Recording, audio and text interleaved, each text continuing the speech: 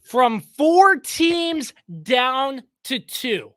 It all comes down to the Super Bowl between the Philadelphia Eagles and the Kansas City Chiefs. And boy, do we have a lot to talk about in terms of AFC and NFC Championship action. We'll get into all that, plus the result, the deciding factor in our podcast pick'em for the playoffs. All that and more comes your way next. But first, our sponsors who have been gracious to us all football season long: PM Plus Reserves, Shenandoah Primitives, Dr. Dave Leadership Corporation, Mark Francis with Icon Real Estate, Barrett's Pest and Termite Services, Shenandoah Music, and Guild Mortgage for Mark Lynch. It's all coming your way next. Another exciting edition of the Kirby on Sports podcast. Stick with us.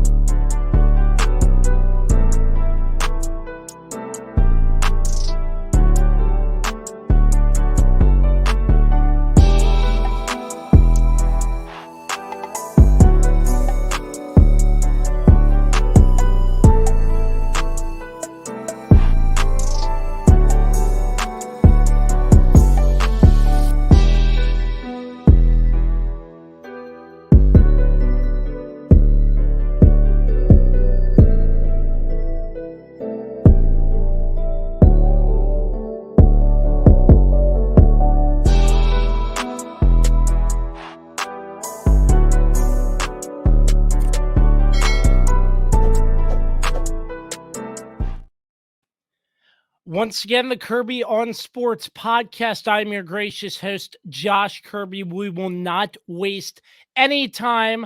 We will bring in our panel for today. The man, the myth, the legend, the weapon, Dan Dembski. What's going on, bro? What's going on, man? It's been a long season. We've gotten to this point. It's been a grind, but we've made it through. Like you said, only 2 teams left standing. Who's it going to be? We're going to recap it all. For sure. Let's bring in the man with so much passion for the grind of the Kirby on Sports podcast. My man, the Swiss Army knife, Carlos Martinez. Gentlemen, listen, I have to tell you one thing and one thing only. So the mayor of Cincinnati, know your role, you jabron. Shut your mouth. Know your place. That was hilarious. That was so great. Yeah, that was Burrowhead my ass. It was that in the Constitutional Convention quote. You gotta love my original thoughts during the games. Yeah. And we have a special guest to recap these last 2 games with us. She does, let me see, pretty much anything and everything in terms of sports coverage. She's well known throughout the DC area, and it's been such a long time since the last time we have had her on this show. Kelsey Nicole Nelson. Good evening, Kelsey. Hey, fellas. Thank you so much for having me and for giving me a good laugh. Yes, Travis Kelsey gave us good quotes. I feel like for the entire offseason, we're going to be saying, know your role and shut your mouth. And I think every mayor now, if you want to get reelected, choose your words wisely before football games, because he's going to have a hard reelection campaign in Cincinnati. No question about it. Don't come at the Kings. If you come at them, come you best on. not miss. There you go. Talk so much trash. Bulletin board material for sure. Oh yeah. They used anything and everything they could say, for sure. Yes. Oh yes. The Chiefs took it personal. They did. It was funny for sure. But Kelsey, before we get in, what's new in the world of Kelsey Nicole Nelson? Because it seems like every week you're doing something exciting each and every week, and to do what you do best in the world of sports. My gosh, it's crazy. When you graduate school, you assume you're going to have one job, you're going to be following that job. But for me, it's been obviously the complete opposite. Doing a little bit of everything, as you said, but I love it. It keeps me excited and busy. I just came back from a DC Media Peeps happy hour before joining you all. And then now just preparing for Super Bowl. So excited to be heading down to Arizona, covering the big game.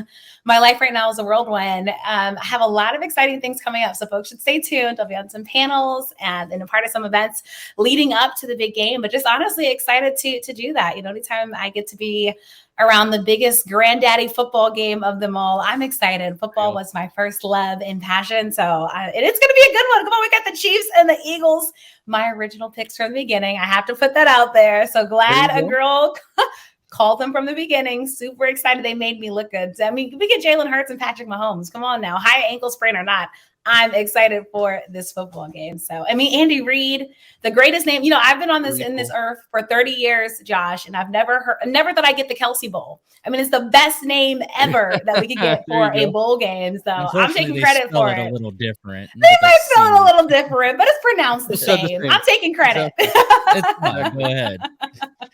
But I'm excited for all of that. And then, of course, NBA coverage. NBA All-Star Game coming up. Like, February is truly one of the best months ever for anybody covering sports. So I have a big smile on my face every day, Josh.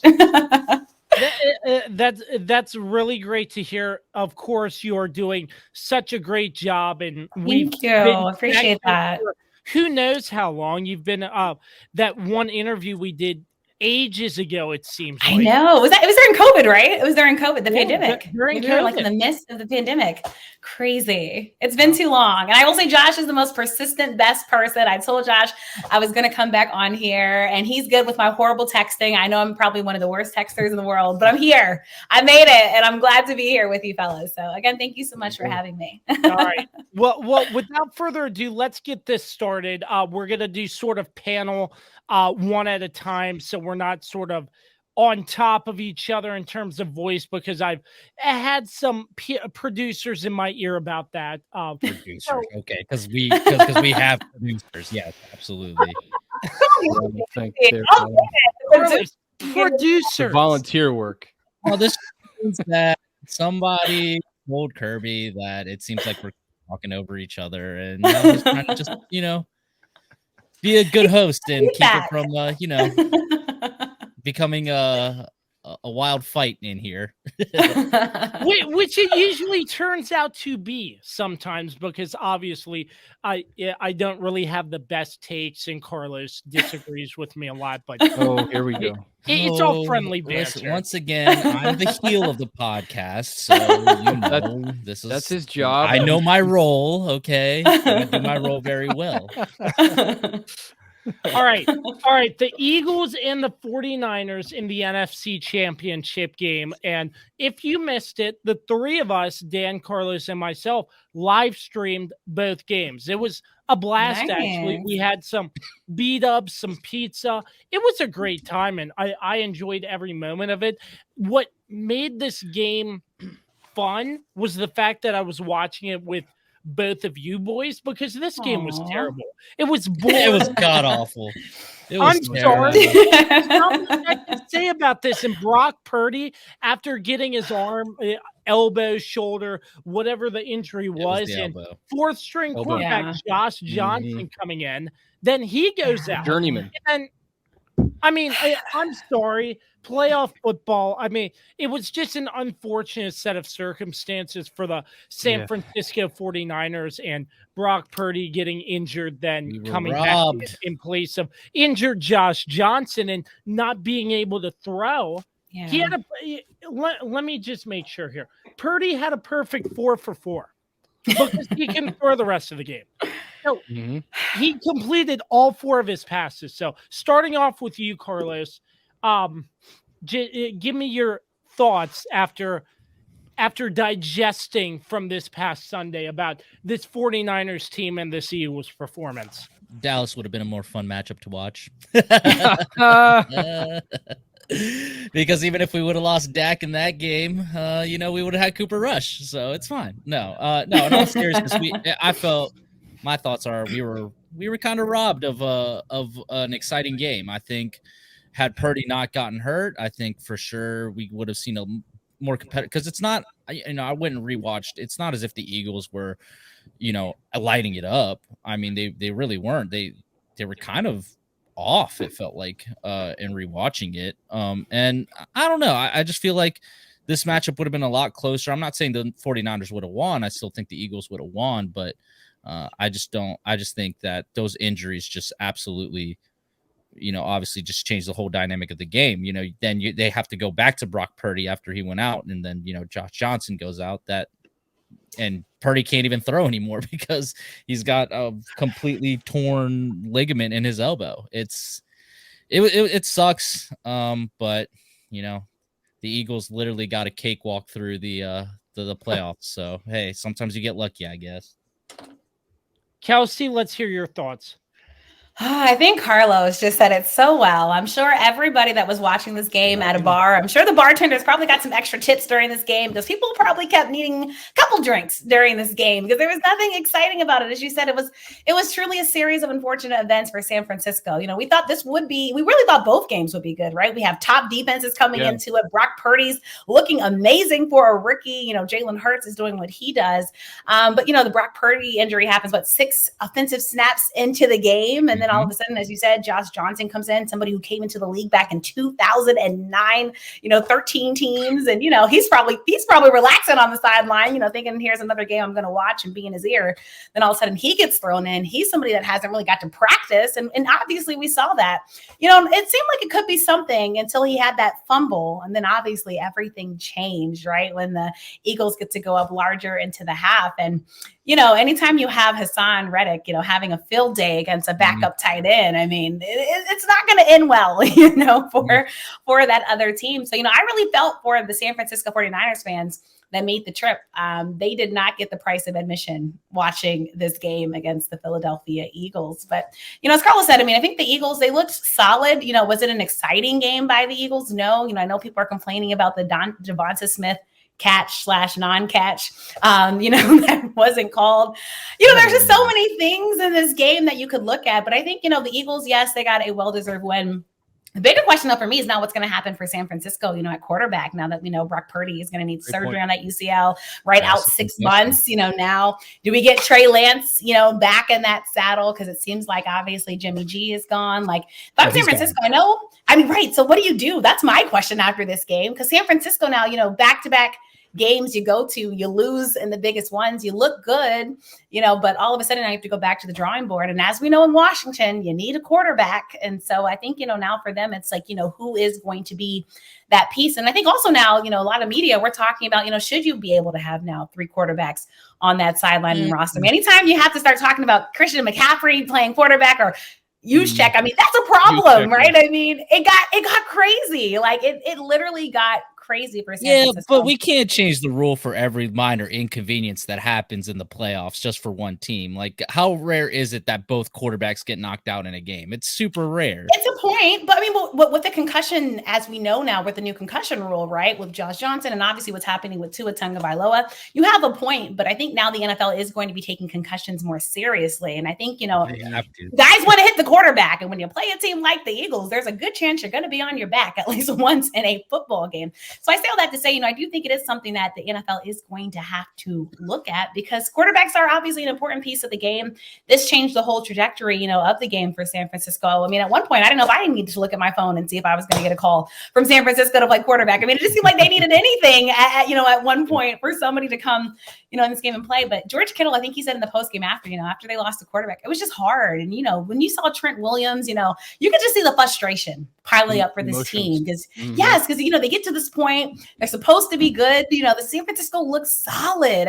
We saw that, and then all of a sudden you just start to unravel. And I really thought that was what the Trent Williams frustration was, he's a guy that, wants greatness, plays great, and the team just wasn't playing great. And, Philadelphia getting the best of them. So all in all, I think Philly fans, I'm excited for them, but San Francisco fans, don't be too mad. I know it wasn't the game, but for Philly fans whatsoever.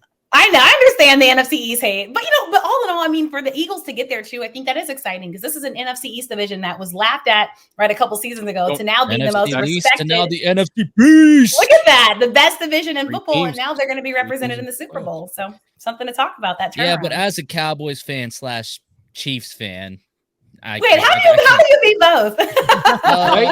That's what we ask ourselves every week. I have answered this question so many times. I haven't heard the answers. I don't know. I'm talking to them two up there. Okay, I'm talking to them two. We know the answer. It's just hard to understand. That's all. I have a dog named Chief. Okay. Unrelated. And, ironically, his first birthday landed on the Super Bowl during COVID, and the Chiefs were in it. So we supported the Chiefs. And I just love Patrick Mahomes. And plus, Dallas hasn't given me anything to cheer about in my 27 years of life. So, Sorry. I might as well have a team that's going to bring me some happiness every now and again. Yeah. That is fair for Cowboys fans. They've been in a drought a long time. So, you know what? Furthermore, the Kansas City Chiefs are the team formerly known as the Dallas Texans. So they were the OG Dallas team. So therefore, I'm still supporting Dallas.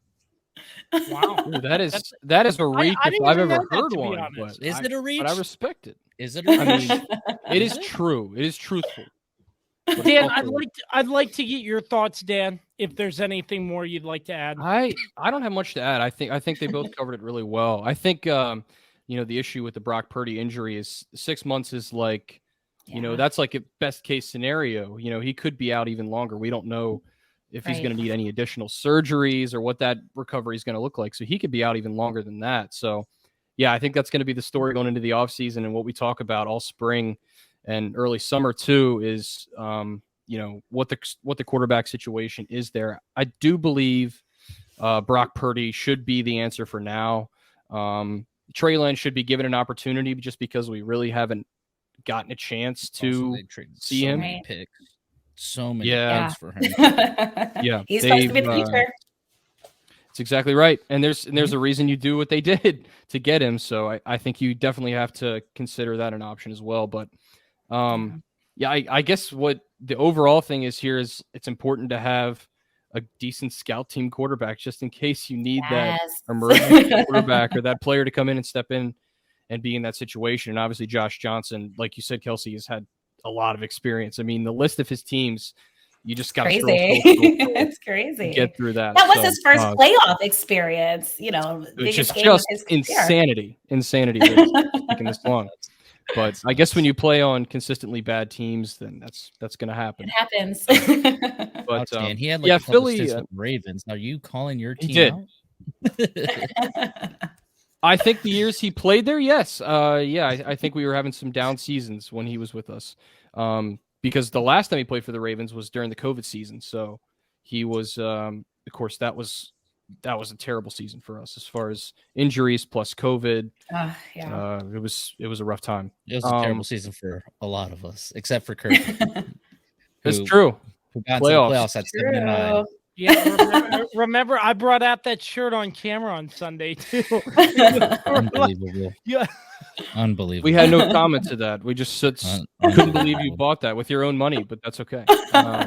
Hey, what else was he going to spend it on during COVID? It's not like he could do anything else. That's true. Online shopping was the craze. It still is. Well, it's always been, but that's all you could do then. I think I was just going to say, I think for Philly, it's hard for me to get a barometer of are they really as good as they are supposed to be, because like Carlos and Kelsey both alluded to, they sort of had, especially Carlos, had an easier road than a lot of teams would in the playoffs. But you play who you play, the cookie, the cookie crumbles, and that's the way the cookie crumbles. The way the cookie crumbles. Thank you. Couldn't think of the phrase. Left my empty mind. And so I don't know. Obviously, their fans are celebrating like crazy. I hope the city of Philadelphia is prepared for what's going to happen, because whether they win or lose, it didn't work. It's going to be rough. It's going to be rough for that city. They better be prepared. So, and shout out to New York for showing Philly some love. No shout out to them. No shout out to them. New York showing love to everybody. That is such a lame move. Like, that's your rival. Philly and New York hate each other, and you're gonna sit maybe there. They're trying to make love. Absolutely maybe they're trying to extend an arm. Absolutely love. That's like in European soccer. That's as if Barcelona is trying to make amends with Real Madrid. They absolutely despise each other. You don't do that with your rivals. Absolutely not. Yeah, it was weird. Yeah, I think that's my question for Philly. Are they legit? I'm not going to deny that Jalen Hurts, was playing at an MVP level before he got injured. And 100%. Quite frankly, if he stayed healthy, he probably would be the MVP. No offense, Carlos. That's up for debate, but he would have definitely had a very, very strong case. Yeah. Hell of a season. There's no doubt about it. But Yeah, it's going to be interesting to see what happens in San Francisco. I think they still have the pieces there. Shanahan's a great coach, so I really don't have any question that they're going to be back in the mix of things next year. Because to me, I mean, the NFC is, it's not as, you don't have as many strong teams as I think the AFC has right now. So, yeah, I think that's my analysis. I think Carlos and Kelsey covered it beautifully. I don't have anything else to add, because this game was rough to watch all the way through. It was like, can we just fast forward? We were falling asleep a little bit. I will not lie. Yeah, we did not bring the energy for that one, for sure. No, we did not. I mean, including the end, I wanted to touch on just the end. It seemed like everybody started getting into fights, and good old Trent Williams was in the mix with a WWE style body. Why is that? Hold on, stop. Why is that WWE style? That was just wrestling. Like that's not WWE. That's just that's wrestling. Yeah, that's UFC. That's like what are you doing?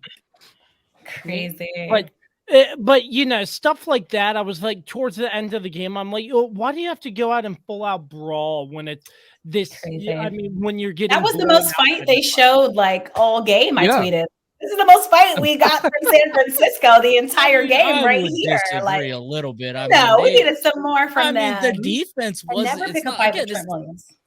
I'm just saying. Don't ever get. We saw what if anybody on that football field, not Trent. You saw what he did to Richard Sherman after the playoff game in Washington. That was I remember that. Yeah. Exactly. I got reminded of that today because I saw a clip and I was like, "Oh my god, I forgot about this." Yeah, and that was like 10 years ago now. It's crazy. Yeah. Oh my gosh. Yeah. Jeez, Trent Williams been in the league for a long time. We're all don't remind me of that game. It was a painful game to watch. Listen, you're gonna remember it because your franchise did it. So it's true. Yeah, those are the memorable moments. Smile while they happen. Wow, Dan. Wow. It's a deep thought. But still, I just didn't like that they were fighting with like 4 minutes left. And during our live stream, Dan had to step out, and Carlos and I were just half paying attention. Then we see this fight break out, and both benches are clearing. I'm like, oh, Dan's missing this. Like the most. I saw it. He didn't. He didn't miss it. He saw it. I was upstairs. I saw it. I saw it on a much larger TV, but we won't touch on that right now. That's a production meeting conversation. We should touch on it a little bit. Kirby, we got to figure that out. We can chip in and get you a bigger TV, Kirby. If that's, oh man, that'd be so nice of you. Thank you. I'll take a 4K curved UHD 60. I don't think they make curved TV. Okay, we are getting severely off topic, but I don't think they make curved TVs anymore.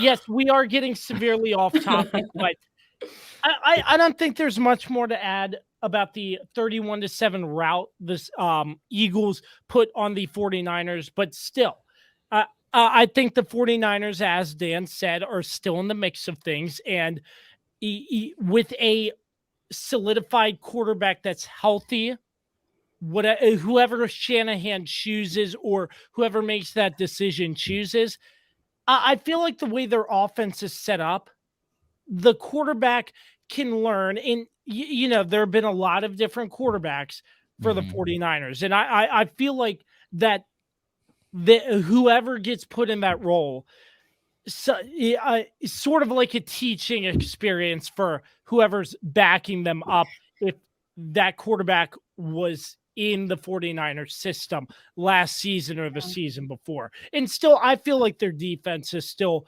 very stout, very great. Great defense. I find them in the mix. They played make a long-winded answer short. Well, they played well against the Eagles as far as Jalen Hurts. Jalen Hurts didn't have a touchdown pass, so I mean that's something to consider too. Yeah, all rushing. San Francisco's defense, although the scoreboard doesn't reflect it, I think they played a pretty decent. That's what I was saying. the defense actually played pretty solid. And Kelsey's making it seem like they didn't play like they they were bad. I mean, nobody stood out, right? On San Francisco's offense, right? I mean, Fred Warner stood out to me. He always but for the defense, like you said, I mean, I think something special, like you said, I mean, the score doesn't reflect it if you just look at the score, because especially looking at San Francisco 49ers, I think this was the third time this season they gave over 30 points to a team, right? And that says something about your defense. But if you watch the game, they're trying to make up for the bad offense, right? During this game, the offense that couldn't do anything because they had no quarterback. I mean, because obviously the offense was limited to what? You knew they were going to either throw a screen or run the ball. And when the defense knows what you're about to do, it's like it's going to be anticipated. So I will give San Francisco's going into next season. They will also have a defense I think that folks are going to fear.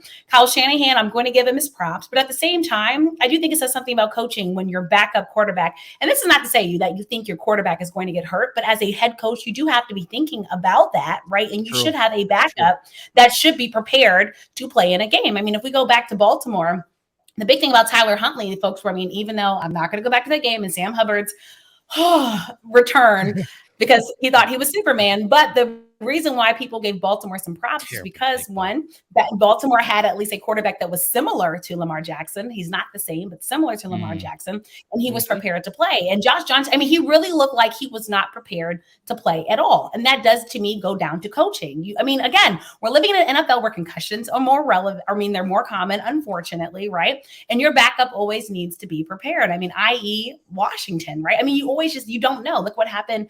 Obviously, Carson Wentz gets hurt in that Bears game. Taylor Heineke was prepared to play. And obviously we saw how far he carried this team. So I'm just saying, Kyle Shanahan, great coach, but you have to have every guy prepared.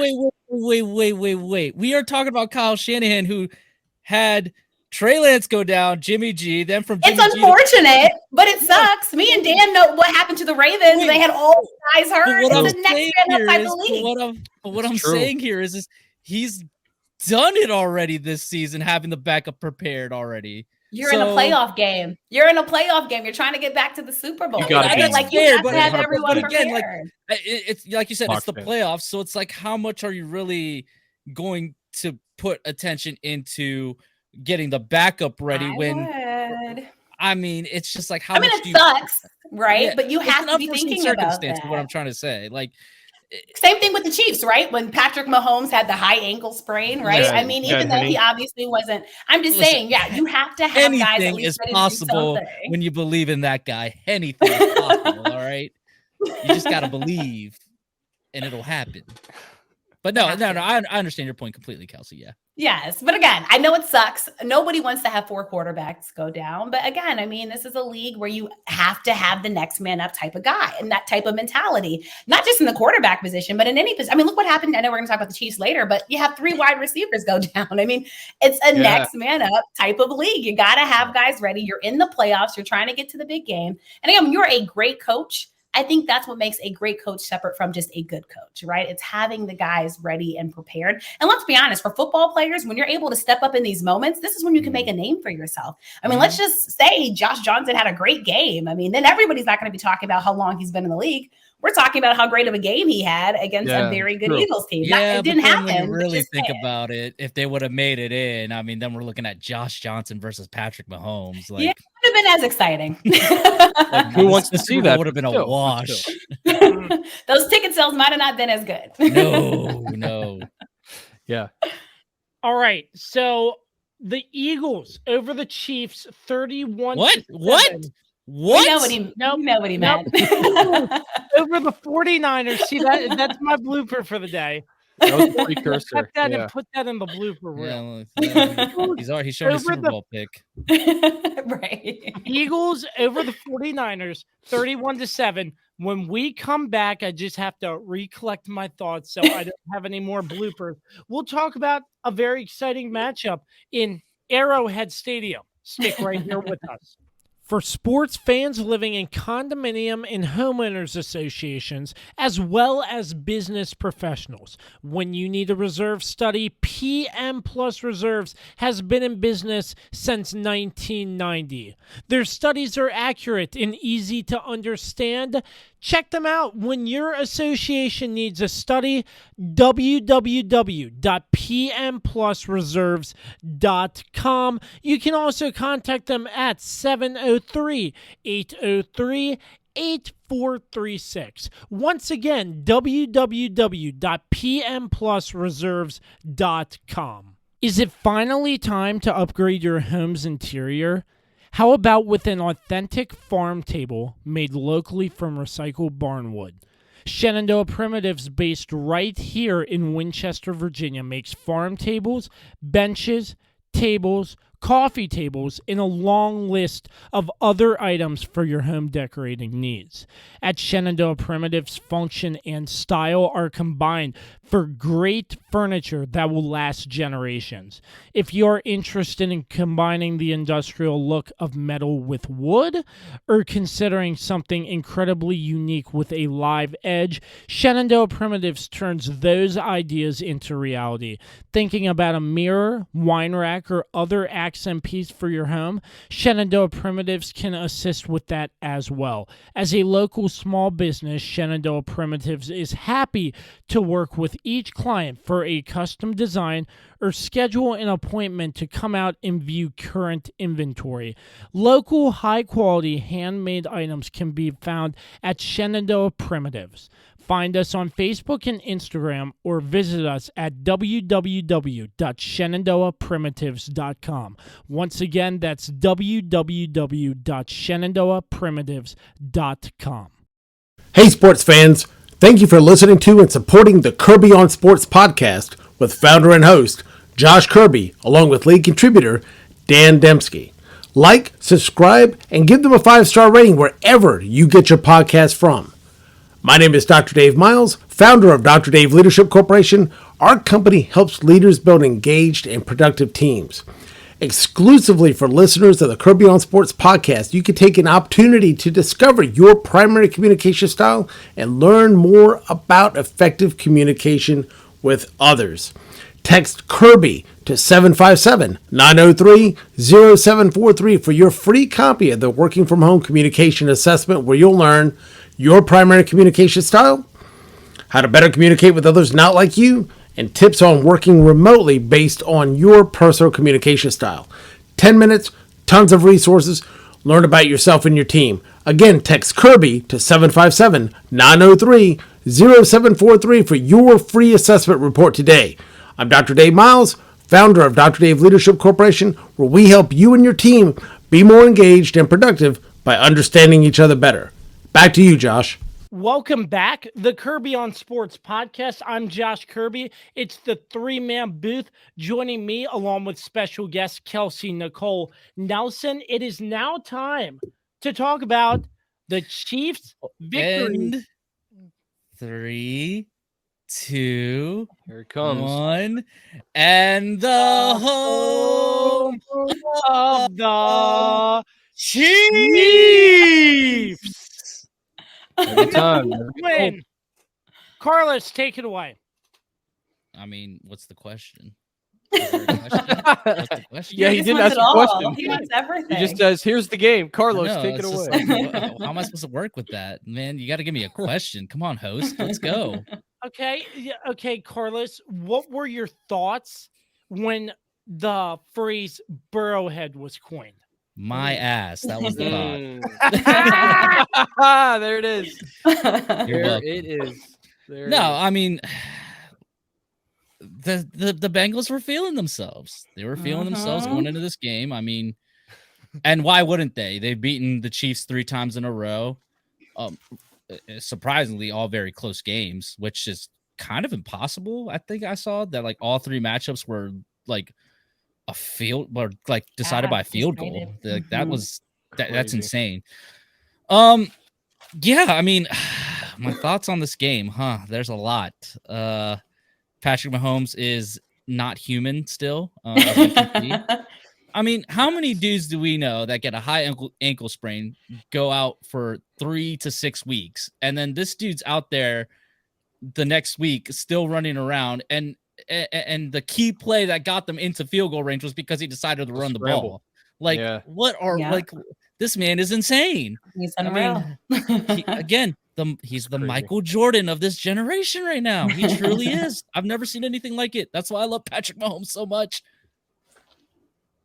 I don't know where to go from here. There's just so much. There's so much. There's so much to another unpack. level. He's another level. Yes. He's on a level by himself, and It's then Mahomes, you have like two pigs, and then everybody else. You can grade the rest of them any way you want, but no, Mahomes is by himself. It's not even close. And that's why the Cincinnati mayor should have never called Joe Burrow his daddy. That jabron should have kept his mouth shut.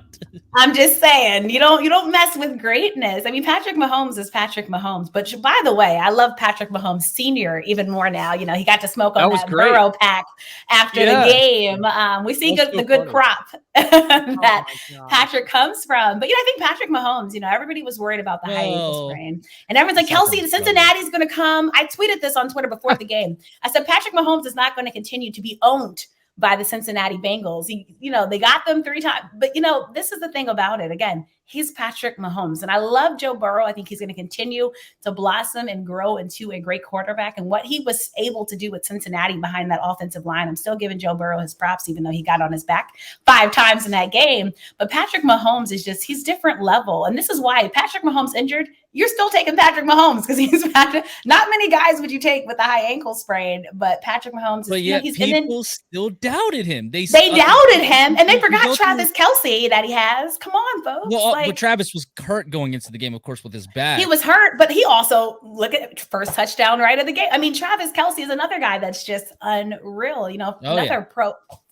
Hall of Famer right now we're getting to watch with the Chiefs. So I don't know. I feel like Andy Reid. Having Patrick Mahomes is any quarterback's dream, right? I mean, you want him. It is. You want him on your team, and what he was able to do, as we know, not fully healthy, but still able to keep this Chiefs teams going. As I mentioned, with guys going down around you, I mean, he was still able, obviously, to get the job done, and make those plays. So I think we're watching greatness in Kansas City, which is fun to watch. And anytime you go into Arrowhead, you're going to be afraid, right? Not just because of Patrick Mahomes, but, the fans, the team, everything. But, I think they earned the respect. And I think the Bengals got humbled, folks. They did. And you never talk trash before going in to Arrowhead. And I bet you will never. You thought that they would get humbled after the Super Bowl, but. Nah, Eli Apple had different ideas on Twitter, obviously. That's what I'm saying. Eli Apple's not even worse. And you know what? It won't surprise me if he comes back. But, I mean, look, there's a shout-out we do have to give to MVS, because the dude struggled all season, but in the biggest moment he showed up. And what the playoffs are all about. And again, with the receivers falling left and right, from Juju Smith-Schuster to Kadarius Toney to Mecole Hardman. I mean, those are 3 big weapons for Patrick Mahomes right there. And, also with Travis Kelsey, not at 100%, still performing, but not at 100%. I mean, he's throwing it to guys off the practice squad.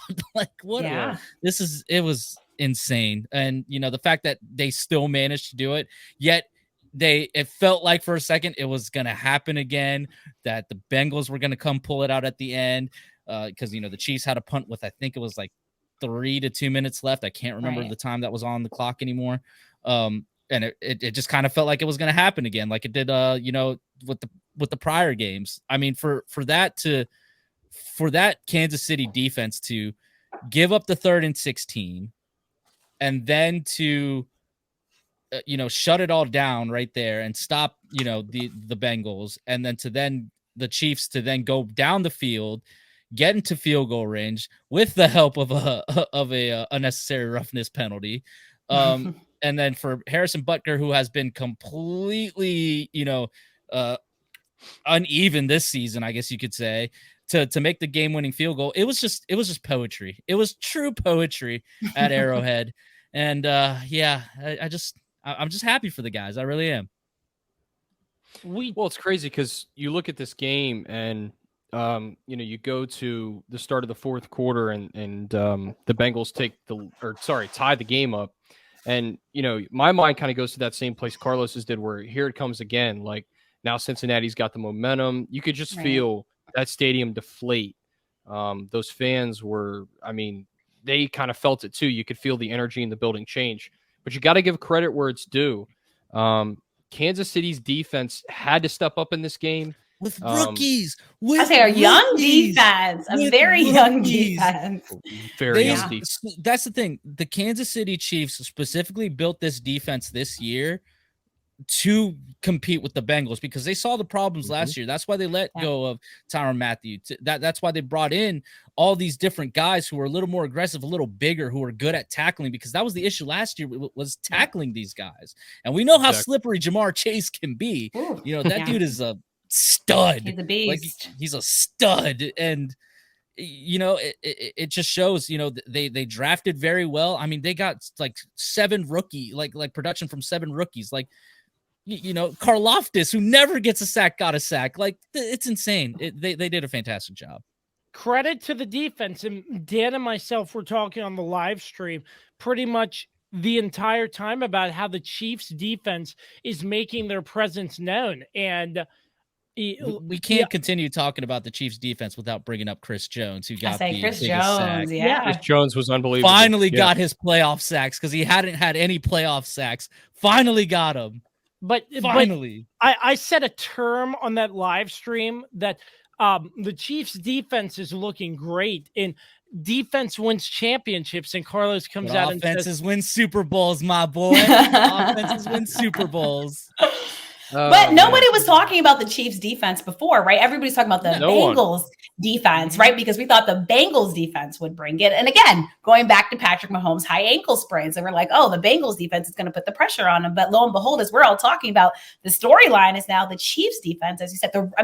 These young guys stepping up in the biggest game, right, of their life thus far, of course, heading into the Super Bowl. That's huge. But then, I mean, as you said, I mean, they were able to put pressure on, as we know, we talk about Patrick Mahomes, but Joe Burrow is a guy, you know, again, that can handle pressure, but you can see it starting to face him in that game, right? And again, we know how great Joe Burrow is. So, and then as you said, Chris Jones, I'm so happy for him, right? 7-year veteran in this league, but to step up the way that he did, leading by example, you know, I think the other guys fed off of it. And there's a reason why we saw the Chiefs party like they did after that game, because they earned it. I mean, that defense truly did step up, and we're talking about the Eagles defense, we're talking about San Francisco 49ers defense. Again, nobody was talking about the Chiefs defense, because that was the question. People said, we think the Chiefs can win the Super Bowl, as you were alluding to, Carlos. Yes, because their offense is great. But what was the question mark? Their defense. And I think Kansas City does have a chance to potentially win if their defense can have another game reminiscent of this last game that they just played. It's going to be harder against the Eagles, but if they're able, again, to have a reminiscent game of this last game, there is a chance for the Chiefs to win the big game.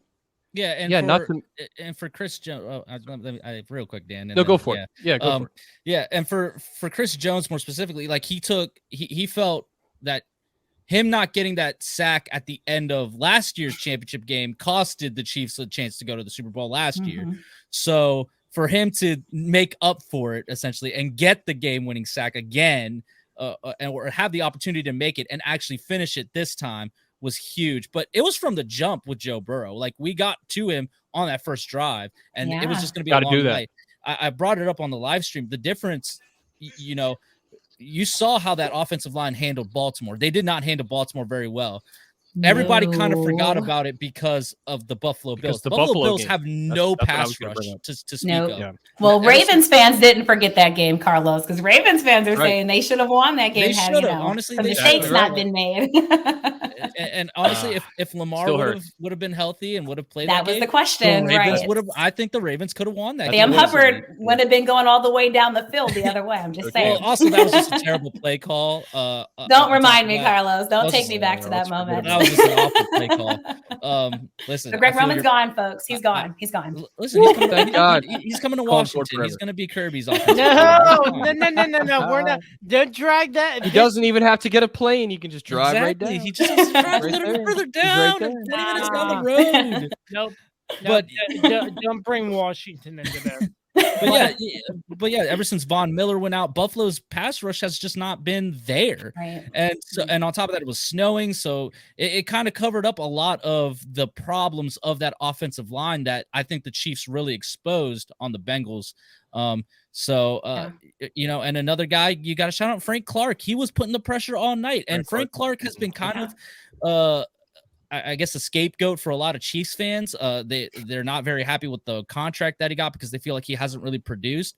But again, as long as he has a game like this, like in the playoffs, that helps get the Chiefs to the Super Bowl, it's all worth it. Like that's what people have to understand, that maybe he's not going to produce during the regular season, but if he produces in the playoffs and helps you get to the championship, then it's all worth it. Just like MVS was as well.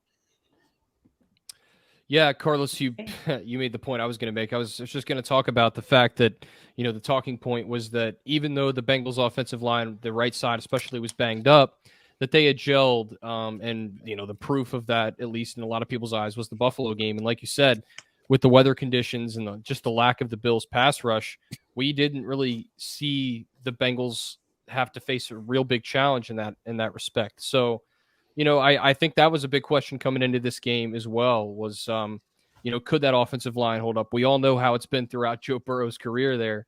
That's been the biggest thing. And even throughout this season, in the times that they've spent a lot of money and a lot of time to try to piece that offensive line together and make it, more formidable, Joe Burrow still gets hit a lot. He takes a lot of hits in the pocket. So, and you said it, Carlos, they came right out and hit him early in the first drive and hit him several times. And that's really what it takes. I think teams are going to look at this and say, we've got to get decent edge rushers, especially when it comes, obviously in general, but when it comes to playing, the Bengals, because a lot of those were speed rushes on the outside where, where the Chiefs dominated. So it was a clinic, I think, by the Chiefs defense. Quite frankly, they aren't going to get as much praise as I think they rightfully deserve, because we all know Patrick Mahomes, Mahomes, the right amount of praise. I've seen a lot of people giving him credit, but yeah. Well, another thing that kind of helped that the whole of them being able to just rush Joe Burrow was the Boyd injury, the Terrence Boyd injury. Mm-hmm. Terrence Boyd, yeah, Terrence Tyler. Boyd, yeah, no, Tyler Boyd. Tyler Boyd. Tyler.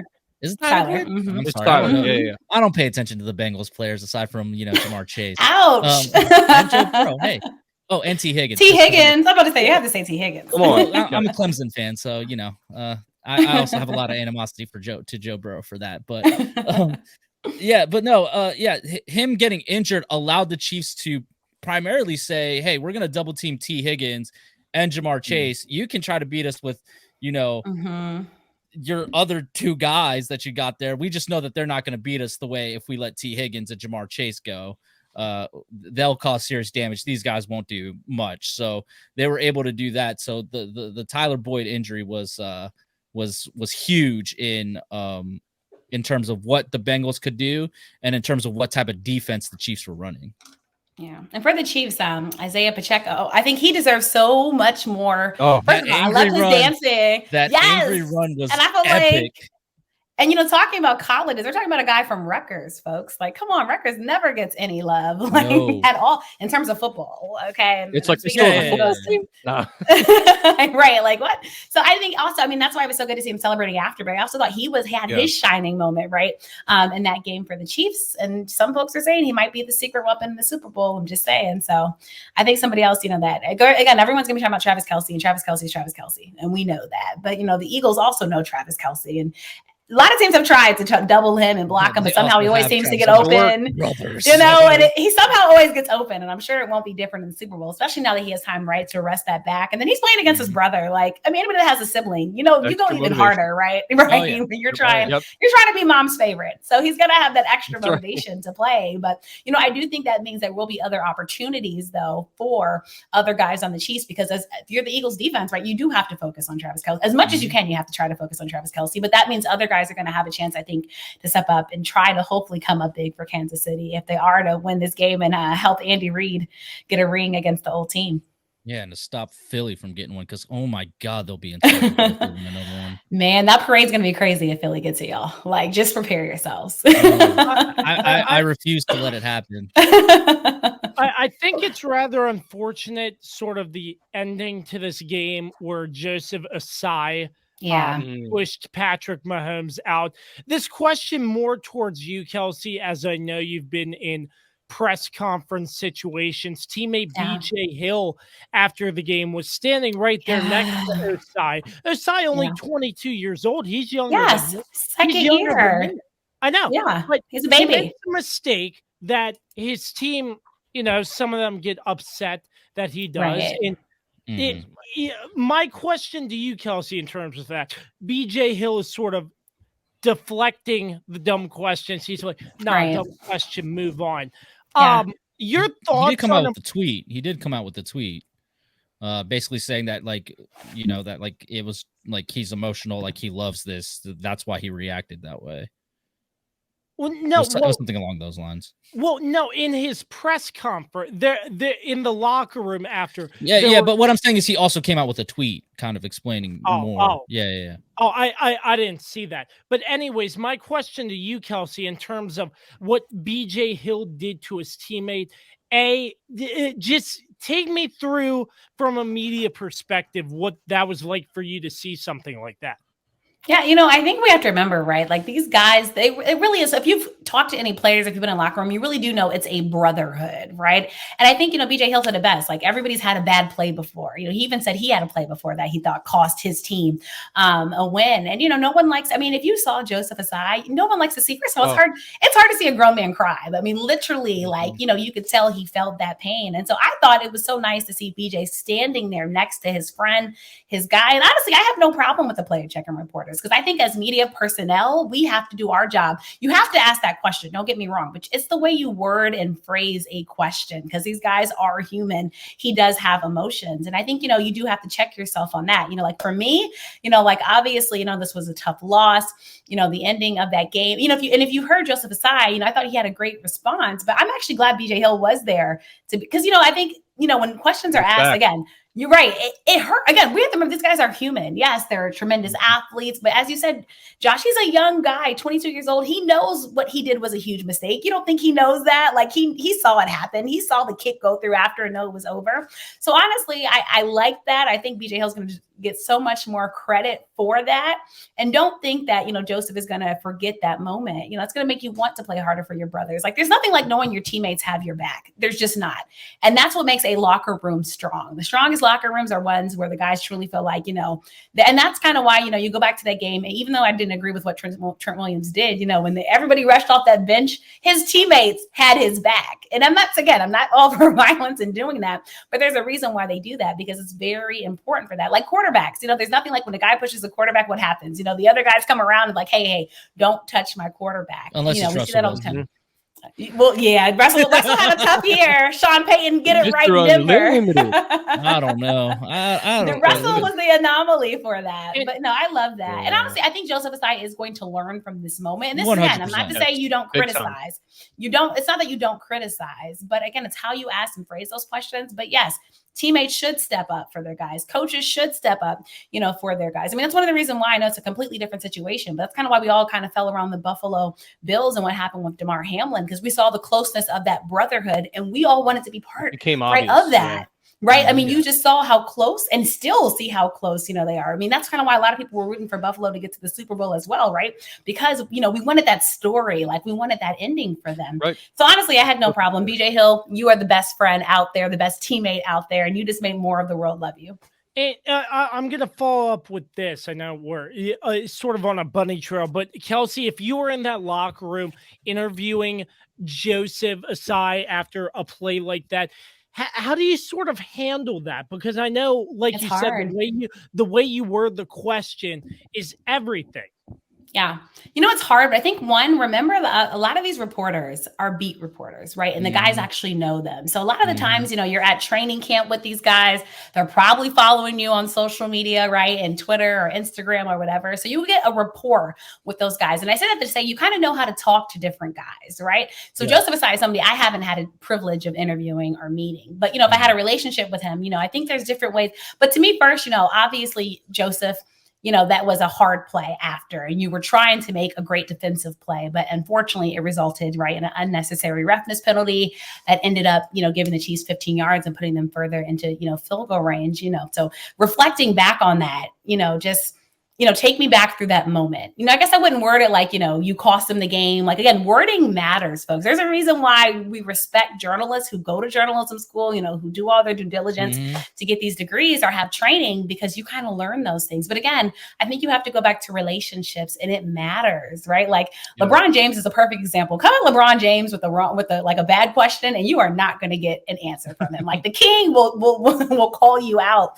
And there's a reason why. I mean, Marshawn Lynch is another guy. wish young journalists could interview, because he's another guy that will give you a real answer, right? And he will make you a better journalist. Like, I interviewed LeVar Ball, and I think he made me better as a journalist because he gave me some real answers, folks. And I appreciated that, though, because it made me think more with the follow-up questions, right? And what I was going to ask them. So I still have to say, please, like, respect those reporters who are on beats, who actually get to know the guys, because there's a reason why they're asking what they're asking. And again, I think you also have to listen to other journalists' questions. Like, you can't all ask him why he messed up on that play. If every journalist is asking that same question, he's going to be annoyed, right? Like, you just asked me this, you just asked. And that's why I think BJ stood there, because he knew that was coming, right? He just could feel it was coming and he had to be there. So I say a lot to say, folks, like, being a journalist, like, it's not, I mean, I know we make it look glamorous, but it is preparation and work that goes into it. But it's also being able to word your questions directly. Because again, these are guys, guys, they are human. And some of them will check you if you come wrong, and you don't want to ever mess up that relationship, because also what happens to journalists, they'll remember that. And if they ever feel disrespected, do you think you're going to get a good quote, or a special interview or something to them? No, they're not, because they felt like you disrespected them. So I think it was a lesson learned for all in that situation. This isn't the first time, by the way, we've seen this happen in sports. I'm forgetting the journalist's name. She was with ESPN. You guys might remember this. And I'm forgetting who she asked, but it became a big thing. She asked somebody a question this past year, and it became a big topic of conversation because how she asked the question. I cannot think of her name, but I said that to say, you never want to be that journalist. You guys might remember who I'm talking about. Her name was that an injury question or something? Wasn't it yes, something like that? Yes. And then there was another reporter that jumped in, right, and was like, "Well, you've been hurt all season, so right." For the Tampa Bay, it wasn't for the Tampa. Yes, for Tampa. Yes. And I can't think of her name. I don't remember her name, but I do remember that. Don't be that person, basically. Be the one that and then the questions you asked. Kelsey, you and Dan know more about this than me, because you all have journalism backgrounds via school. But I sort of just study this, and I'm like, I mean, that wasn't right. That whole interaction. Josh, you did your note. That's all I'm saying. Just be prepared, right? Like, come on. And then you have to remember, show a little compassion. That's it. Just that part, Carlos. That's the part, though. Like, we have to remember, again, they're human, and as much as we love football, it is a game. It is a game. You gotta. I mean, it's a game. We love it. It's a big money game, but it is a game, and you have to remember that these guys do have, wives, fiancés, kids to go home to, at the end of the day. And again, like if you had the worst moment, of your life on national television, what would you want people to ask you? Kind of sometimes that's putting yourself. The last thing I'd want to talk about. There you go. Exactly See, right. Exactly. So I can, but also, like, people can't sit there and blame him, for that play is what cost. There were many plays before that costed the Bengals the game. Right. The Bengals had plenty of opportunities to take the lead there, and they did not, and they didn't do anything because the Chiefs defense made the plays. Also, there were some questionable calls. Sure, I'll give them that, but it was on both sides. I mean, there were plenty of times the Bengals offensive line moved super early and didn't get called, or also held, or they held. There were so many times. You can see it on live stream where I literally say, "Where's the holding? Where is it?" Like, I pointed it out immediately. Yeah, it's there's holding on every play. They could. There really is. It's just what they want to call. Or the blown dead play that we were like, what? That was weird. Now that was crazy. That was crazy. That was weird. But again, listen, the referees were. This was a poorly officiated game in my opinion. It was bad. It was bad all around. I mean, it was. I mean, that's where Dan's famous quote came from, because like they always had to have every call was 10 minutes. Every call they had to have a 10-minute conversation about it. It's like, come on, let's go. This game was flying. Now you guys are slowing it down. Yeah, it was crazy. It's either Dan talking about how long the officials are huddling for, or how much Zach Taylor complains to the officials. He complains a lot. He complains a lot. He complained a lot. He does do it a lot. He's really bad. He's up there. He's known for that, though. Yeah, exactly. Not a good thing to be. But to be fair, don't think the players don't also take that into account. They probably like him, going to bat for them. Because I say that to say, Josh, I'm sorry to do this to Washington, but one of the critiques, of Ron Rivera was that one of the critiques of Ron Rivera, though, people would be like, are you going to say something? Are you going to say anything? And I think, the players like, when you're going to bat for them and saying, because they see that passion, that energy, and that's, I'm not saying I like it for Zach, but again, the guys realize that on the sidelines and feel like, their coach is going to bat for them, and that it makes a difference. So just saying. There's definitely a balance you got to find. Yeah. You don't want Ron Rivera necessarily, but you don't also want, in my opinion, I mean, as a Raiders fan, no bias at all, Zach Taylor on the other side of that, who I think just goes too far with the complaining, but that's just me. But no, Carlos is right. Cincinnati had so many chances, especially offensively. And Joe Burrow he didn't play well. I think it was the pressure got to him early in this game, and I think it threw him off for pretty much the entire game. Now, he still made some incredible throws. We haven't even talked about the 4th and 6 that Cincinnati converted for, I think it was 36 yards to Chase, which was, I couldn't believe, number one, you're going for it in that situation. But also, he just pulled a Patrick Mahomes and said, screw it, Tyreek's down there somewhere. Let's go, He's down there somewhere.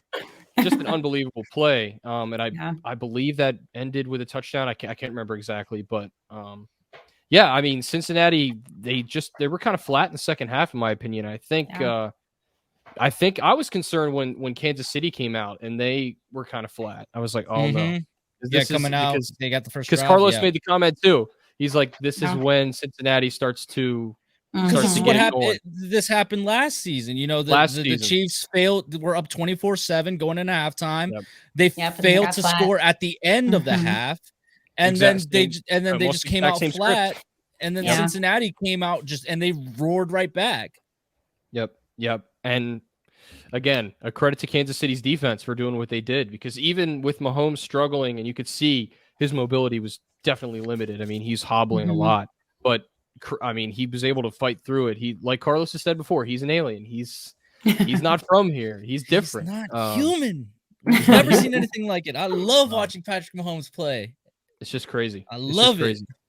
And and you're right. I think, Kelsey, you said it at the top. Kansas City took this personally. They heard all that stuff all week. They knew, even though they were at home. They wanted this game. Patrick Mahomes specifically has said that this was, he wanted this one really bad, just because again, he doesn't want to be owned by anyone. And I said it. It wasn't gonna happen. He doesn't want to be owned by anyone. So this meant a lot, especially with all the smack talk, especially them calling, disrespecting Arrowhead. It's bad. Unbelievable. It's bad. Like, they gave the Bengals really truly gave the Chiefs so much bulletin board material. Everything. And the Chiefs just focused on football. They didn't say anything in the lead up to the game, really. And I don't understand. Yeah, and I just don't understand why the Bengals thought this was a good idea to keep. That's the part that boggles me, Carlos. So what is it? The young kids say, running your trap, take over your trap. Well, if you're going to do that, you don't need to announce that you're doing that. And this is why the Kansas City Chiefs will always be the Kansas City Chiefs, because they obviously know how to lead on the football field. Then Travis Kelsey, after the win, was able to talk some trash, but he was responding back, obviously, to the feedback, that was put there. But Cincinnati, again, this is why I always not even just in football, but be humble. Don't be humbled. And that's exactly what happened to Cincinnati. Now, again, they're going to be able to go back to the drawing board. I was honestly surprised Eli Apple was one of the ones leading the charge, especially after the Super Bowl last year, and witnessing that in person. I'm just saying, but I won't even go there, Eli. I'm not going to, you already, but I His mom had to deactivate her Twitter account. I saw that. That's how bad it got.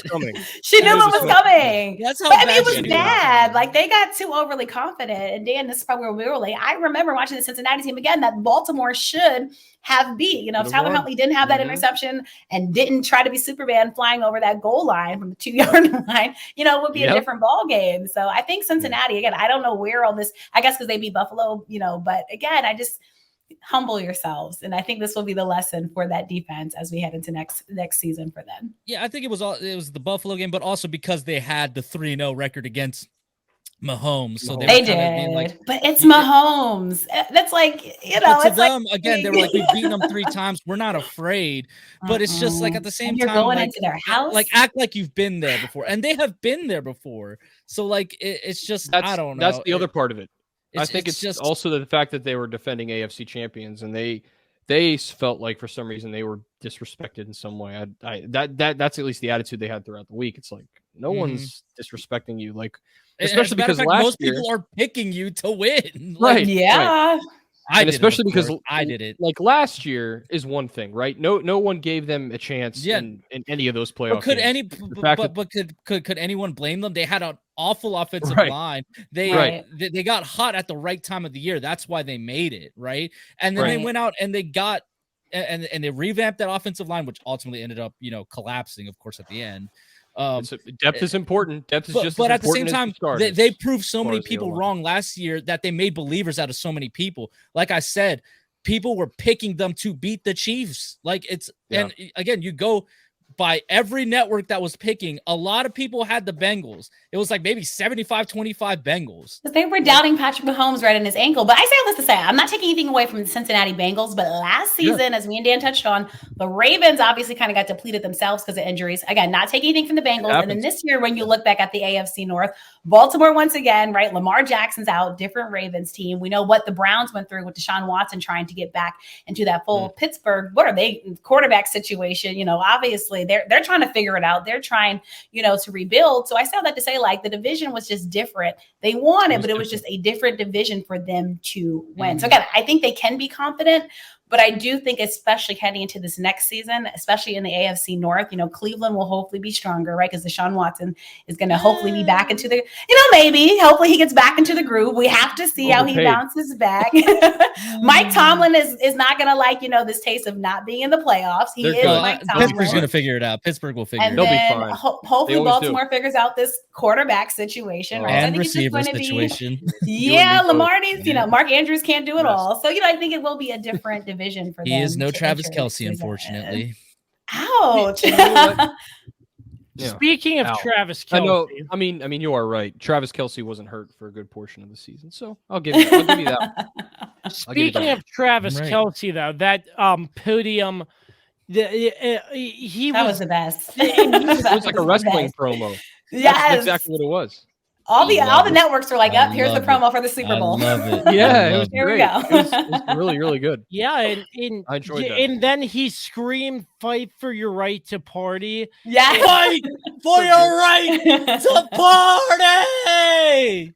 So great. That was the whole thing in 2019. That's why. Yeah, and then okay. And then the fans just bursted out, screamed, and it was great. There was so much energy in Arrowhead Stadium after that, and I think you know where I'm going with this, Carlos. I was already drinking one, so yes, hold it up to the camera.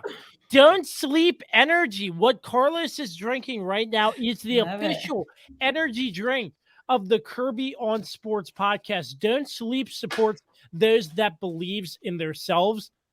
Get the energy from the drink and make a statement with the swag. Don't sleep. Be great. Yes, and the hat. I don't have my hat. And make sure you find them on their Amazon shop, amazon.com/shops/don't sleep. Use promo code Kirby 123 for 10% off your order every single time. Don't Sleep Energy. They're great people. Get their energy drink. And using promo code Kirby 123. Promo code.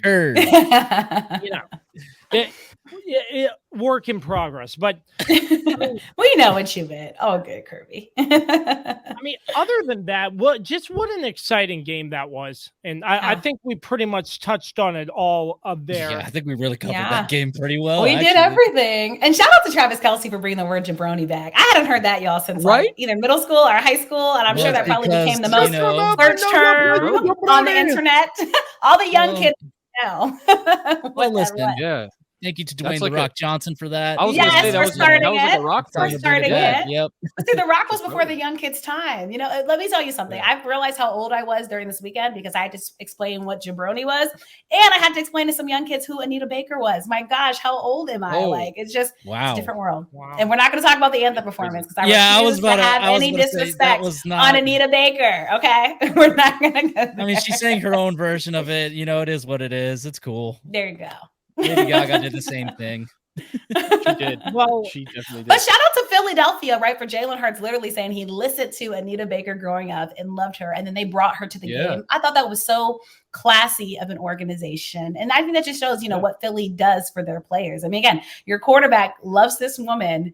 Anita Baker is someone that a lot of people don't have the privilege to, get to go see, obviously, in person now. And you bring her to the game to sing the anthem to start the biggest game of Jalen Hurts, career. I thought that was just a wonderful touch.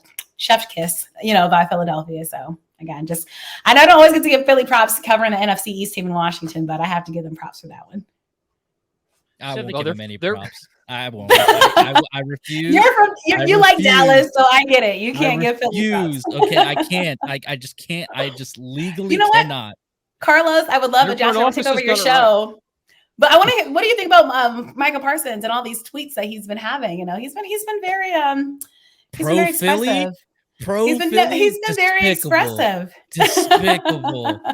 Yeah, I love Micah Parsons. weird. But dude, come on. Like, Weird. what are you doing? Why are you rooting for your division rival to win a championship? Something that Go win a your bowl for team the has NFC. not done for 27 years. What are we Meanwhile- doing? They're about to win two Super Bowls in the time that we've won our last one. Insane. I mean, and then meanwhile, you have Patrick Queen tweeting at Eli Apple, Bahamas? ? So Because they So were great. disrespectful. Didn't they call out They Queen and were. Peters after the Ravens game? they did, and they did the same thing against Buffalo too. They were calling out, I think it was Stephon Diggs and some other players. So yeah, that what they say, what goes around comes around. So with that, it did. While the Chiefs over the Bengals 23-20 to set the Super Bowl in 2 weeks. We'll take one more break, and when we come back, we'll wrap up the show. Stick right here with us. You jabron. Hey, Kirby on Sports Podcast listeners, Mark Francis with Icon Real Estate here. It may seem scary or daunting at first to think about buying or selling a home. Well, look no further. Give me a call. 540-247-1527. There's nothing more than I love to do than help my friends make those transactions fun, interesting, and at the end of the day, productive. Look me up online, iconsells.com, and even better, find me on my podcast, Iconic Talk, with my co-host Megan Eanes. On any podcast platform, we will share all the local news about real estate markets and our local community. It's educational. Look us up. We'd love to help you. iconsells.com, 540-247-1527. Josh, back to you. Bed bugs. The only thing creepier than thinking about them is actually having them. Trust me, you don't want to have them. Locally owned and operated Barrett Pest and Termite Services can keep you from having bed bug nightmares and infestations. Call 540-340-3922 to schedule your free inspection and consultation. If bed bugs are already in your home, we'll get rid of them so you can rest easy. We also specialize in keeping homes and businesses free of other pests, including rodents and termites. That's Barrett Pest and Termite Services, 540-340-3922. Hey, it's Josh here for my friends over at Shenandoah Music, here to remind you that Shenandoah Music is your local music superstore. They carry guitars, drums, basses, keyboards, wind instruments, PA gear, recording equipment, and more. Not only do they have the best selection, but they will have the best prices, and better still, the knowledge to make sure you're getting the gear you need. And with the Shenandoah Music credit card, you buy now and pay it off over the next year. So when you think music, think Shenandoah Music in Winchester across from B-Dubs. All right, this is the time in the show where I get publicly humiliated because Carlos, I will let you. There is no graphic, but Carlos will recap the picks, and I will get publicly humiliated. Kelsey, welcome to this part of the show. And enjoy the ride. This is the Stooge Hour. Let's go. Ladies and gentlemen, in the winner's corner for this year's Kirby on Sports Pick'ems Challenge, you have the weapon, Dan Dembski, and the Swiss Army knife, Carlos Martinez. Yes, champion! Yes! Co-champs. Co-champs for now. We still have one more game to go where man. we can determine the champion, but neither of us can lose. So That's right. with that being said, so going into the weekend, obviously there was only 2 games. Kirby needed to needed the Chiefs and Bengals game to go his way because we all did pick the Philadelphia Eagles. So his only chance of surviving this were for the Bengals to win. Me and Dan both picked the Kansas City Chiefs. And with that being said, then had the Bengals won, we would have all been tied going into the Super Bowl game, basically. Well, he decided to take a stooge chance, and doubted the great Patrick Mahomes. And you know what? I'm not sad. You know, I'm not. I feel no, not even a sliver of sympathy for him because he didn't pay up last year with the 24 pancakes like he was supposed to. So you know what? Congratulations, Kirby. You played yourself. Okay. Ooh. Welcome to the 48 pancakes in 24 hours, my boy. Good luck. We will record it all, and we will make an interesting video about it. You know, we might have to wear a little clown makeup, but Oh yeah, that's good. A little extra humiliation. A little extra humiliation to go along with it. Just and so you can't leave the IHOP for 24 hours until you. I was going to say. I have pancakes though. Yeah. Just so the people of IHOP know what he's doing with the clown makeup on. Oh, he's doing that challenge. Okay, we'll leave it. He's asking for his autograph on a napkin or something. Wait. Deer antlers. So I remember last year it was 24 pancakes in 24 hours. Mm-hmm. Is it still, if I eat a pancake 1 hour, it's taken off or not? Carlos, what I do you thought think you about said that? that last year. Yeah, that was that was. Either way, okay, 48 pancakes, 30 minutes for every pancake you eat. You get 30 minutes taken off. Okay. Well, is that all the ridicule? I thought I'd be getting more for losing. Okay. He wants more. Listen, off camera. You want to keep going? We can keep going. I got material for days, my boy. All right, let's go. Let's see. All right, Carlos, let's go. Let's start off with wild card weekend. He picks San Francisco. Okay, that's a solid pick. He picks the Chargers against the Jaguars. Okay, I also did. We both lost that pick. I picked the Jags. I won. Yeah, Dan picked the correct one there. It's the Baltimore Connect. Okay, that's right. Absolutely. He picked Buffalo. Okay, that's solid pick to beat the Dolphins. We all picked that. Good. Yeah. He picked the Vikings, which wasn't the worst pick in the world. I understood that pick. I was the only one who picked that the was Giants. my only wrong one. I was correct in that one. Yeah, of course, he picked the Bengals. Never trust Kirk Cousins. Never trust him. Sorry, I had to say that. Never. Then he picked the Bengals. Yeah, then he picked the Bengals to beat the Ravens. Okay, not a bad pick. I also picked the Bengals. Dan only one picked the Ravens. But the most egregious pick, egregious pick he did, because he is a biased son of a gun, he picked the Tampa Bay Buccaneers to beat the Dallas Cowboys, as if Tom Brady had shown him anything. And he tried to make the case, and he epically failed. So for that, we laugh at you. Well, see that and that pick was so funny because he said Tom Brady and we immediately just shut him down because we're like, Kirby, this is not. What did he? It ain't the same Tom Brady. It's not even last year's Tom Brady. It's just hilarious. That's the weekend he really lost. He lost it all that weekend because divisional round he made pretty smart picks. He picked the Chiefs, the Eagles, and the 49ers to all win, which they all did. The only one he got wrong was the Bills, but we all got that wrong. True. So that one wasn't egregious, but to doubt Kansas City in a game where you're fighting for your playoff life, Kirby. How could you do this to yourself? Shame. What a shame. Shame. We're not all perfect. Shame. It's a good response, Kirby. We're not all perfect. The high road. Some of us have more common sense than others, I guess, because some of these were kind of given. Really, Tampa Bay over Dallas? Yeah, that one I don't get. I think that one's just Dallas hate. I think that's what. No, that's what. And I said it that episode. Your bias, your bias is showing, Kirby. It's showing. And that's okay. But just admit it because he tried to say that that's not what it was. That it was Oh well, I like that. No, it's because he doesn't like Dallas. That's why. Next Gen Stats tells me. The Walmart 4K Skycam. I've been watching a lot of that. Yeah, I've been action. watching a lot of that. I've been watching a lot of all Chris 11 Collinsworth. film or all 22 film, whatever it's called. Yeah, I've been calling out to play a lot of trips to the right type stuff. Oh God. Insufferable. Insufferable. Right, This is why you are the Russell Wilson of this podcast. But you're not Mr. You're not Mr. Unlimited. You're not feeling dangerous. You're the biggest loser of the podcast right now. Loser. And that's it for me.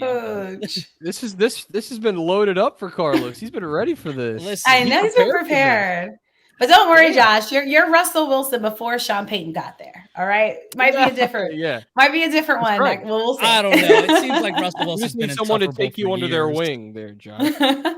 But you know the game that I was most impressed by play. I don't think what was it, the Buffalo Miami game? Do you guys remember that one with the backup quarterback and that game? I don't know, things that randomly sit in my head is that game. That was crazy. That like Buffalo. maybe that should have been a warning sign that Buffalo was not as good as. Oh, that was. Yeah, because I shouldn't have been that close. They really let Miami hang around. Really did. And Miami really should have won that game. I mean, it was just like the Baltimore-Cincinnati game. Like the Ravens should have won that game, but that was one of the weird games in the playoffs for sure. Well, and of course, the Jags coming back somehow in against the Chargers. I still don't know how they did it. With that being said, I have to eat 48 pancakes in 24 hours. Each pancake I eat, 30 seconds removed. Minutes. He gave you minutes. Yeah, he gave you minutes. Listen, I will gladly give you that if you want. No, minutes. Okay. I mean, listen, I lost fair and square where I'm going to pay up. And they're good. Are you though? Because you said this last year and you didn't do it. At least last year was more of a competition. I had to make a roaring comeback just to stave off having to do the same thing. Well, we got to plan it. Do something fun about it and plan it that way. I mean, listen, I don't know if I'm going to be able to stay in an IHOP for 24 hours like you're going to have to, but I got this. Also, I'll stay. IHOP stay open for 24 hours anymore? They still have some. That's a good question. Yeah. Not all. It depends on where it is. Yeah, not all. When I was in LA last year. Yeah, not all of them. When I was in LA last year. Yeah, but LA's a different town. You know, we live in We're in Virginia, right? There has to be somewhere. There's one somewhere. There's one somewhere. There's one in Arlington that's open 24 hours. There we go. Maybe we'll trip to Dan's house. There we go. All right, I feel so sorry for you. Now, me and Dan will help you. Again, I'll probably take 3 pancakes off your plate. Dan will probably take 3 pancakes. But man, I mean, that leaves you 42 pancakes. Simple math. I know. It's tough. Dan, isn't it great to be in the winner's circle? You don't have to eat 24 pancakes, and I don't have to do the Hot Ones challenge live on the podcast. It is great. It is great. You think I can do it, Kelsey? No. Lots of water. Oh no, that's lots of water. Fill them up quicker. Well, isn't that what they do at the hot dog challenges? Don't they use the water? They dip. Yeah. They dip it in water and then they. Can you do something like that? Yeah, but also Joey Chestnut sits there and trains his stomach to open up more. So which is true, Josh. I don't know if your stomach's trained, but I think it's can do definitely. I believe in Josh Kirby. This is gonna hurt. She believes in me. I have one person behind. So, let's get on track here. We know the punishment. So now, with this, the Super Bowl is set. But no, we're not talking about the Super Bowl. No. You have to wait till Super Sunday. That's right. Our annual live show, Super Bowl Sunday pregame. It's going to be a lot of fun, boys, ain't it? Yeah. It's going to be a good one. Yeah, it's always a blast. It's going to be a good one. So with that, we're gonna give away $10,000 of Kirby's own money. Oh no! Win Kirby's money. No, Terry. No, sir. And we're also gonna be giving away a free Ferrari. No. Supply. So, anyways, until then, I'm not sure if I have anything, but Dan and Carlos have the week off until Super Sunday. As one told me. you, That's Thank great. God. Can you tell my other job that too? Yeah, can you tell Time my off job for the that rest of the too? week? Because man, we're working Appreciate us to that. the bone. yeah, I don't know, but I may or may not have some content to bring you. Nice. Yeah, it just depends, but just look out on all our social medias and platforms and the website www.kirbyonsports.com. But besides that, the Super Bowl set, it's the Eagles and the Chiefs. Kelsey, before we wrap things up, you don't have to give a score prediction. I was literally about to ask. I was like, what? Oh my gosh. What do you think? I mean, Score prediction's hard because again, it's hard. This It one's is hard hard. because you can't doubt Patrick Your Mahomes. thoughts, since you But the probably Eagles look come good. back with us for a little while. My gosh. So there's a couple thoughts. One, I'm honestly I'm so excited for history. Just to have the first time we'll ever see two Black starting quarterbacks in the Super Bowl game. That's huge, especially because this year it's been 35 years since Doug Williams was the first Black quarterback to start and win a Super Bowl. So the fact that it took us 35 years to get two going against each other is really crazy when you think about it. But again, excited to think about. it's crazy, right? But again, just excited to have that part of history. Secondly, I'm just excited because Jalen Hurts and his story, right? I mean, I think, somebody said, he's not an underdog. Jalen Hurts, I think beginning of the season, I was having conversations with folks as to if Jalen Hurts would still be in Philly or if he would even be a starting quarterback in Philadelphia. Folks, now we're talking about an MVP caliber season and he's playing in the Super Bowl. Like, let's not take that for granted. So I think that's amazing in his story. And then even the Chiefs, I think, were doubted some, this season because of how they started, but they were able to get things back on track. So all that to say, I think we're in for a good Super Bowl. I think we need a good Super Bowl. I can't give a score prediction. This game is going to be interesting again, because I don't know what Kansas City defense is going to show up. I do think Patrick Mahomes will be healthier, but the Eagles, my gosh, their front four and the way they can rotate, 8 and 9 guys. I mean, it's crazy. Like that's why I'm excited for this game. I do think I'm going to have to go with Philly, but I will say I won't be surprised if Kansas City pulls it out, you guys, because Patrick Mahomes is Patrick Mahomes and Andy Reid is Andy Reid. But, Nick Sirianni, too, give him credit. I remember his first press conference and people were laughing at the guy. Like, is this guy serious? He's a head coach. And then look at us now. He's in the Super Bowl. So, I give credit where credit is due. So I'm looking forward to the game. And also Jalen Hurts, my gosh, so many females in my DMs because you debuted your girlfriend after the last game. So I don't know, be nice to ladies, I guess, in Arizona. Yeah. Those are my thoughts. My next question, I saw you announce you're heading out to Super Bowl Sunday. Super Bowl week, I would imagine. What are your plans in terms of coverage? My gosh. So Radio Row, of course, everybody knows that's like the crazy, not just Radio Row. If you watch any media people, you have the taste of the NFL, which is actually super cool. So you kind of get to see all the foods that are I know it seems small, but Super Bowl, the food is amazing. Like, I don't know, all stadiums have the best food, but you get a taste of the food that's going to actually be, at the game. Obviously see the field and the prep work that goes into preparing the big game. The great thing about Super Bowl, and I don't think people realize this, but a lot of former players live in Arizona already. Like a lot of former football players live in Arizona. Area. So it's a good retirement area. So there's a lot of events, happening, a lot of golf tournaments happening. There's lots of parties happening where and better believe you're going to see a lot of former athletes. Let's not forget Rihanna is doing the halftime show. You have her media availability for that. Yes, had to put that out there. So it's going to be a crazy week. I hope everybody follows. Great game, great halftime show. So basically, Super Week is crazy. And then, of course, it leads up to the big game. I'm going to be actually announcing details soon about a special panel. I'll be on the 11th, right before Super Bowl. That'll be happening. So stay tuned on my social media pages for that. But basically, I think the great thing about Super Bowl week is you don't just get, and then obviously the media availability for the guys is great. I mean, this is when you see some of the crazy questions asked to the guys, all that fun, like crazy stuff. Like, and I think it's good. It goes kind of beyond the football game, but definitely, I think because of the teams in this game, Kansas City being back there, seeing if they can continue to kind of build this dynasty. But then again, for the Eagles to get there, looking good on paper at the beginning of the season, but being able to not just look good on paper, but prove themselves on the football field, I think it's going to be great. So I'm going to be touching on everything, any and everything. And also I'm excited, not just for the current players, but again, to be talking to just some of the, I don't think people realize, like, I mean, Radio Row, you get like guys like LT walking around. I mean, that you get to act so like, great. it's crazy, right? It's ridiculous. I remember I interviewed Deontay Wilder before. Like, I mean, you get the best of like all world boxing. Deontay Wilder? That's awesome. At Super Bowl, that's what I'm saying. Like, you get the best of everything because everybody wants to be there, right? Because it's the biggest game. So just expect craziness in Phoenix, and so everybody go out there, safe travels, and it should be great. Josh, we're gonna speak into existence one day. The Kirby on Sports podcast is gonna be broadcasting live. We're manifesting it from Super Bowl. It's gonna happen. We're gonna manifest it. It's gonna happen. Let's manifest it. Cross our fingers there. But that about wraps up another edition of the Kirby on Sports podcast.